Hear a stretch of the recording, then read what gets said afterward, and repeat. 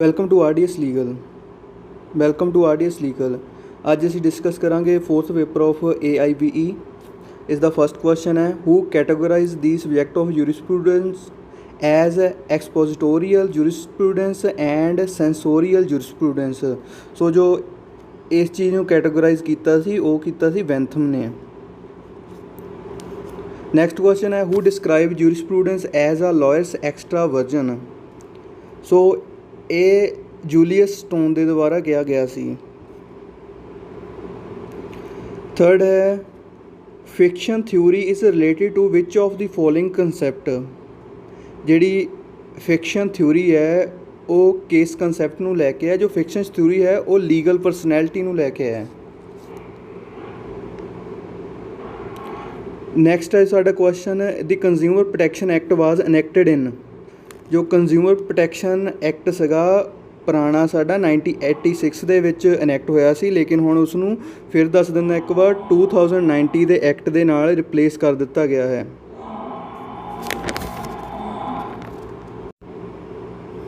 ਜੋ ਕੁਐਸਚਨ 5 ਹੈ appeal against the award of claims tribunal under the motor vehicle act 1988 can be made. ਜਿਹੜੀ ਆਪਣੇ award ਦੇ claim ਦੇ ਲਈ ਅਪੀਲ ਅਸੀਂ ਕਰ ਸਕਦੇ ਹਾਂ ਉਹ ਹੈ ਸੈਕਸ਼ਨ 173 ਦੇ ਅੰਡਰ ਅਸੀਂ ਕਰ ਸਕਦੇ ਹਾਂ। ਸਿਕਸਥ ਕੁਐਸਚਨ ਹੈ ਦੀ amendment in motor vehicle act in 1994 the compensation in case of death the person. ਉਸ ਟਾਈਮ ਜਿਹੜਾ ਕੰਪਨਸੇਸ਼ਨ ਸੀਗਾ ਉਹ 50,000 ਰੁਪਇਆ ਕਰ ਦਿੱਤਾ ਗਿਆ ਸੀਗਾ। ਅੰਡਰ ਦੀ ਵਾਈਕੇਰੀਅਸ ਲਾਇਬਿਲਿਟੀ ਦੀ ਲਾਇਬਿਲਿਟੀਜ਼। ਸੋ ਵਾਈਕੇਰੀਅਸ ਲਾਇਬਿਲਿਟੀ 'ਚ ਐਜ਼ ਵੀ ਨੋ ਇਹ ਜਿਹੜੀ ਵਾਈਕੇਰੀਅਸ ਲਾਇਬਿਲਿਟੀ ਆ ਉਹ ਜੁਆਇੰਟ ਵੀ ਹੋ ਸਕਦੀ ਹੈ ਅਤੇ ਸੈਵਰਲ ਵੀ ਹੋ ਸਕਦੀ ਆ। ਸੋ ਨੈਕਸਟ ਆਪਾਂ ਆਪਸ਼ਨ ਦੇਖ ਲੈਂਦੇ ਇਸ ਦੀ। ਸੋ ਇਸ ਦਾ ਜੋ ਰਾਈਟ ਆਨਸਰ ਹੋਵੇਗਾ ਉਹ ਹੋਵੇਗਾ ਸੀ, ਕਿਉਂਕਿ ਇਹ ਦੋਨੇ ਹੀ ਹੋ ਸਕਦੀਆਂ ਆ। ਜੋ 8 ਕੁਐਸਚਨ ਹੈ in tort in case of defamation. So tort ਦੇ ਕੇਸ ਦੇ ਵਿੱਚ ਜੋ ਇਹਨੇ ਆਪਸ਼ਨ ਦਿੱਤੀਆਂ intention to defame is not necessary, intention to defame is necessary, both 1 and 2, either 1 or 2। So ਇਸ ਦੀ ਰਾਈਟ ਐਪਰੋਪਰੀਏਟ ਆਨਸਰ ਹੈ ਉਹ ਇਹ ਹੀ ਹੋਵੇਗਾ, ਕਿਉਂਕਿ ਟੋਰਟ ਦੇ ਵਿੱਚ ਇੰਟੈਂਸ਼ਨ ਮੈਟਰ ਨਹੀਂ ਕਰਦੀ। 9 ਹੈ ਜੋ ਵੈਨ ਵਾਜ਼ ਦੀ ਐਡਵੋਕੇਟ ਐਕਟ ਵਾਜ਼ ਇੰਟਰੋਡਿਊਸਡ। ਜੋ ਐਡਵੋਕੇਟ ਐਕਟ ਸੀਗਾ ਉਸ ਨੂੰ 1961 ਦੇ ਵਿੱਚ ਇੰਟਰੋਡਿਊਸ ਕੀਤਾ ਗਿਆ ਸੀ। ਸਾਡਾ 10th ਕੁਐਸਚਨ ਹੈ the bar council of India consist of following ex officio member. Ex officio member ਕਿਹੜੇ ਇਹਦੇ 'ਚ ਕੰਸਿਸਟ ਹੁੰਦੇ ਆ? ਏ ਹੈ attorney general of India, B ਹੈ solicitor general of India. So ਇਹ ਦੋਨੋਂ ਹੀ ਹੋ ਸਕਦੇ। ਸੋ ਇਸ ਦਾ ਐਪਰੋਪਰੀਏਟ ਆਨਸਰ ਹੋਵੇਗਾ ਸੀ, ਬੋਥ ਏ ਐਂਡ ਬੀ। ਜੋ 11th ਕੁਐਸਚਨ ਹੈ Indian war committee was ਕੌਂਸਟੀਟਿਊਟਡ first time under the chairmanship of sir Edward ਚੇਮੀਅਰ in the year. ਇਸ ਨੂੰ 1923 ਦੇ ਵਿੱਚ ਫਸਟ ਟਾਈਮ ਚੇਅਰਮੈਨਸ਼ਿਪ ਇਸ ਚੀਜ਼ ਦੀ ਕੀਤੀ ਗਈ ਸੀ ਸਰ ਐਡਵਰਡ ਦੇ ਦੁਆਰਾ। ਸਾਡਾ ਨੈਕਸਟ 12th ਕੁਐਸਚਨ ਹੈ the power of disciplinary committee under the advocate act is provided under. As we know ਜੋ ਇਸ ਚੀਜ਼ ਨੂੰ ਲੈ ਕੇ ਸੈਕਸ਼ਨ 42 ਡੀਲ ਕਰਦਾ ਹੈ। ਨੈਕਸਟ ਹੈ the Indian council of arbitration was establish in. So ਜਦੋਂ ਸਾਡਾ ਐਕਟ ਪਾਸ ਹੋਇਆ ਅਤੇ ਇਹ ਵੀ ਉਦੋਂ ਹੀ ਇਸਟੈਬਲਿਸ਼ ਹੋਈ ਸੀ। ਸੋ ਇਹ ਹੋਈ 1996 ਦੇ ਵਿੱਚ।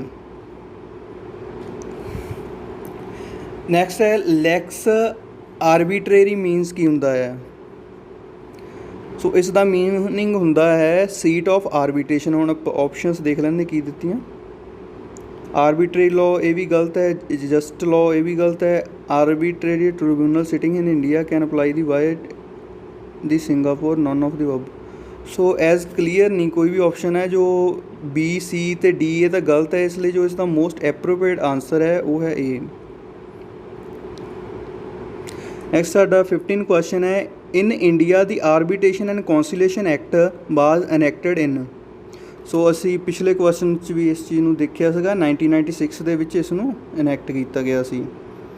ਇਹ ਸਾਡਾ 16 ਹੈ question section 10 subsection 1 of the arbitration and conciliation act talks about.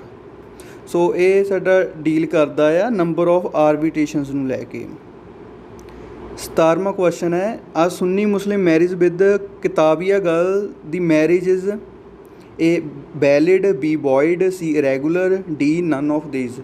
सो जो सुन्नी मुस्लिम आ उन्हां दे विच वैलिड है, जो इरैगुलर हो जाती है वो हुंदी है जो अपने शिया मुस्लिम है उन्हां दे विच हुंदी है। सो किताबिया गल दे नाल मैरिज है जो सुन्नी दे विच वो वैलिड है।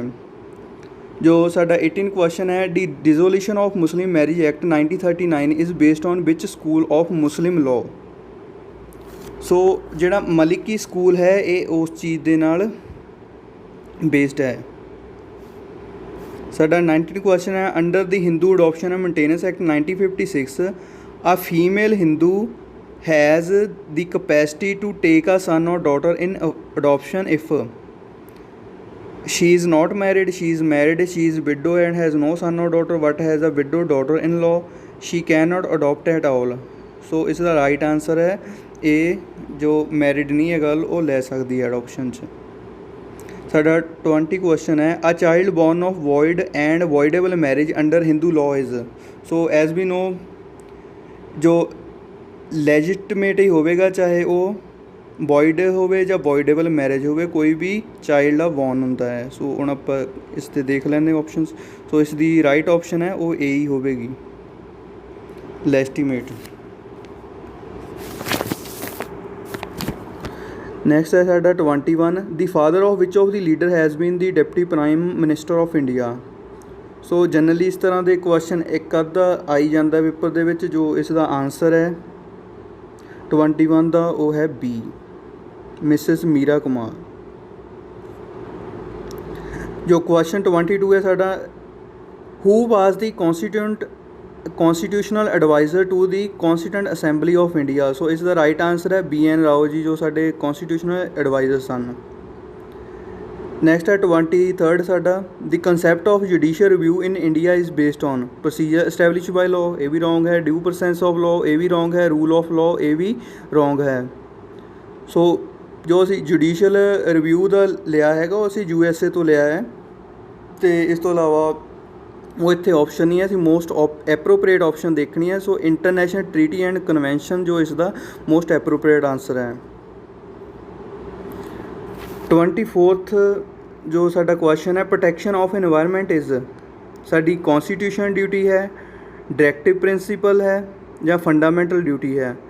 सो जो साडी एनवायरनमेंट ਨੂੰ ਲੈ ਕੇ ਪ੍ਰੋਟੈਕਸ਼ਨ ਆਫ एनवायरनमेंट साढ़े डायरैक्टिव प्रिंसीपल भी है स्टेट का, तो साड़ी फंडामेंटल ड्यूटी भी है जो असी बाद दे विच ऐड कीते। सो इसका राइट आंसर आएगा D, both B and C। जो नैक्सट है साडा 25, the item education belong to. जो ये तो जो साडी स्टेट भी लॉ बना सकती है तो सेंटर भी बना सकती है, इसलिए जो इसका राइट आंसर है कॉनकरेंट लिस्ट। 26 क्वेश्चन है, while interpreting the phrase equality before the law contain in article 14 of the constitution the supreme court constantly maintain that equality mean. ये ऑप्शन है साडी absolute equality among human beings, जो कि possible नहीं है, ये गलत है। बी है equal treatment to all person, ये भी पॉसीबल नहीं है, ये भी गलत ऑप्शन है। C among equal the law should be equal, जो इक्वल दे विच इक्वल होवेगा, and should be equal and should be equally administrative. जो इसका राइट आंसर है, जो जिस तरह है उस तरह के लोगों के विच इक्वैलिटी है उस चीज़ को सर्व किया जाएगा। इसका आंसर है राइट, वो है सी। नैक्सट है 27, the number of fundamental rights available in constitution of India are. जो एट प्रेजेंट साडे फंडामेंटल राइट है वो 6 अवेलेबल हैं।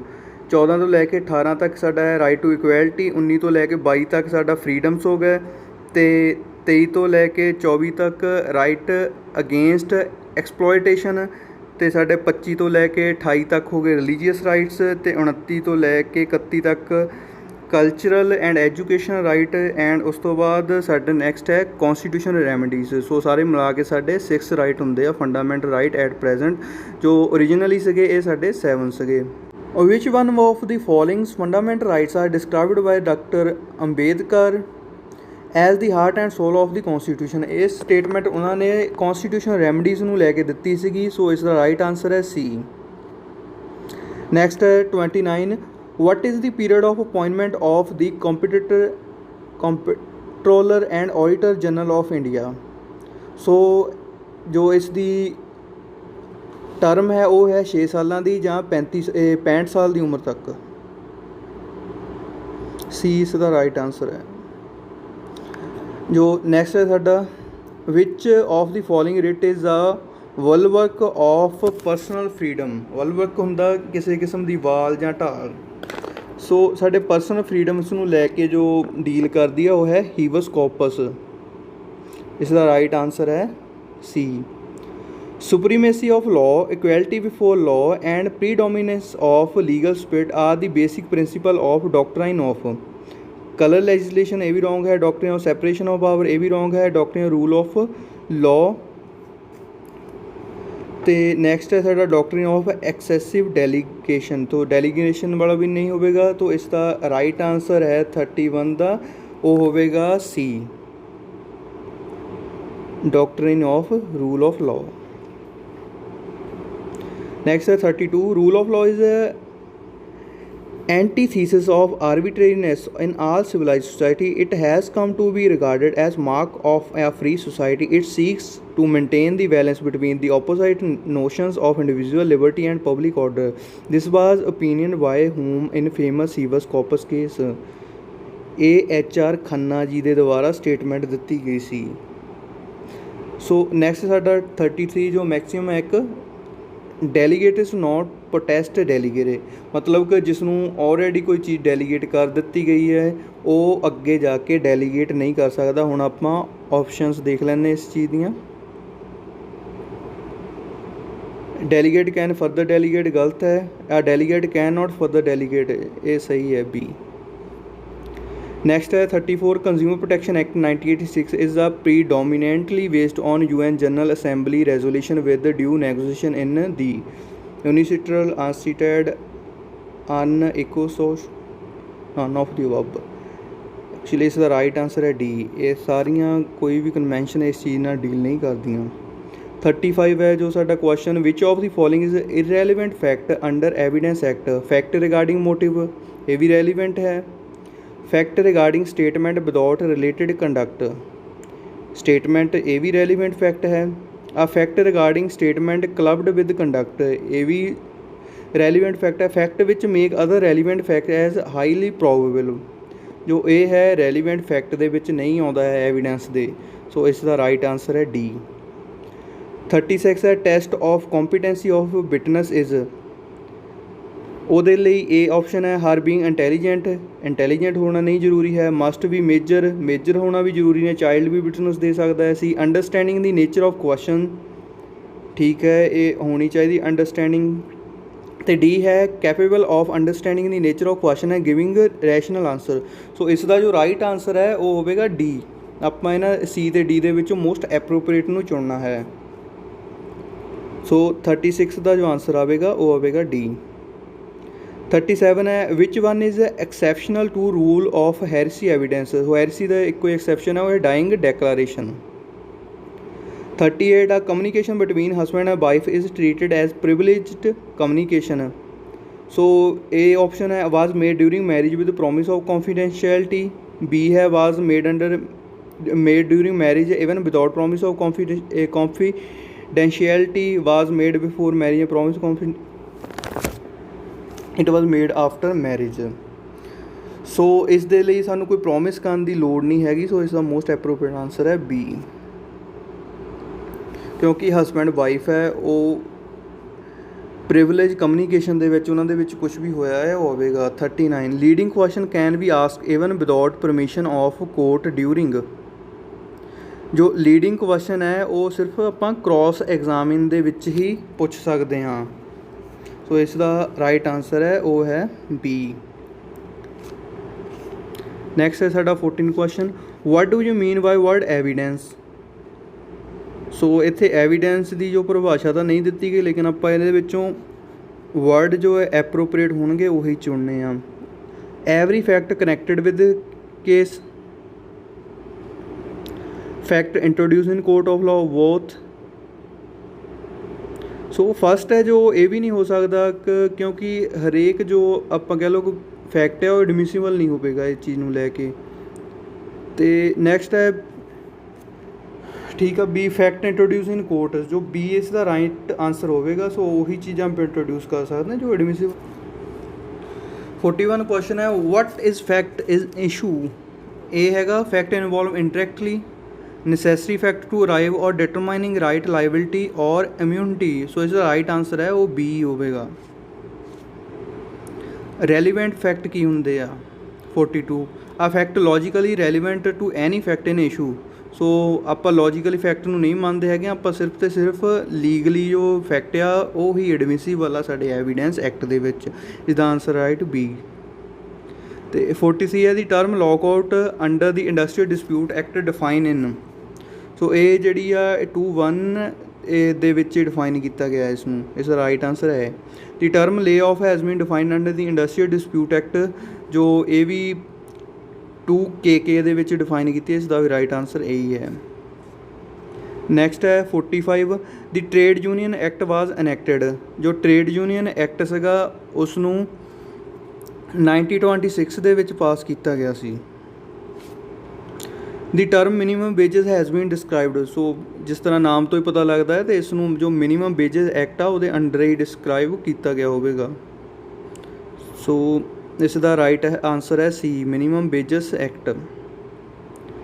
ਨੈਕਸਟ ਹੈ ਸਾਡਾ ਕੁਐਸਚਨ ਦੀ ਮਿਨੀਮਮ ਵੇਜਸ ਐਕਟ ਕਦੋਂ ਇਨੈਕਟ ਕੀਤਾ ਗਿਆ ਸੀਗਾ। ਸੋ ਇਸ ਜੋ ਕੁਐਸਚਨ ਸੀ ਇਸ ਨੂੰ ਡਿਲੀਟ ਕਰ ਦਿੱਤਾ ਗਿਆ ਸੀਗਾ ਕਿਉਂਕਿ ਜੋ ਮਿਨੀਮਮ ਵੇਜਸ ਐਕਟ ਸੀਗਾ ਉਸ ਨੂੰ 1948 ਦੇ ਵਿੱਚ ਇਨੈਕਟ ਕੀਤਾ ਗਿਆ ਸੀ, ਲੇਕਿਨ ਇੱਥੇ 1948 ਦੀ ਕੋਈ ਆਪਸ਼ਨ ਨਹੀਂ ਹੈ। ਲੇਕਿਨ ਜੇ ਇਸ ਤਰ੍ਹਾਂ ਸਾਨੂੰ ਕੁਐਸਚਨ ਆ ਜਾਵੇ ਤਾਂ ਸਾਨੂੰ ਮੋਸਟ ਐਪਰੋਪ੍ਰੀਏਟ ਜੋ ਆਪਸ਼ਨ ਹੈ ਉਸ ਨੂੰ ਹੀ ਚੁਣਨਾ ਹੈ, ਜਿਸ ਤਰ੍ਹਾਂ ਕਿ 1947। ਦੀ trade union act provide for registration of trade union, registration of trade union for workers, recognition of registration of trade union as justice person, all the above। so is the right answer all the above। next ਹੈ ਸਾਡਾ foreign court under section 25 of CPC mean a court stations outside India, b a court stated outside India the authority of government of India, a court stated in India applying foreign law, all these। ਸੋ ਇਸ ਦਾ right answer ਹੈ ਉਹ ਹੈ B according to 25 A definition of CPC। ਜੋ next ਸਾਡਾ 50 question ਹੈ judgement under section 2 subsection 9 means a decree, B dismissal of an appeal, statement of grounds of an order ਔਰ decree, ਜਾਂ ਫਿਰ ਆਲ ਦੀ ਅਬਵ। ਜੋ ਜੱਜਮੈਂਟ ਸਾਡੀ ਹੁੰਦੀ ਹੈ ਇੱਕ ਉਹ ਸਟੇਟਮੈਂਟ ਆਫ ਗਰਾਊਂਡਸ ਹੀ ਹੁੰਦੀ ਹੈ ਕਿਸੇ ਆਰਡਰ ਜਾਂ ਡਿਕਰੀ ਨੂੰ ਦੇਣ ਦੇ ਲਈ। ਸੋ ਇਸ ਦਾ ਰਾਈਟ ਆਂਸਰ ਹੋਵੇਗਾ ਉਹ ਹੋਵੇਗਾ ਸੀ।